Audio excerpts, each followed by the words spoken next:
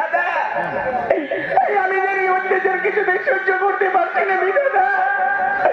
আজ সর্বমূলে হিরণাচলের অত্যাচারে দেবতাদের অস্ত্র জলে আমি প্রতিনিয়ত প্লাবিত হচ্ছি। আপনি ঋষিদের কাজে রক্তে আমি দিবানিশি স্নান করে চলেছি।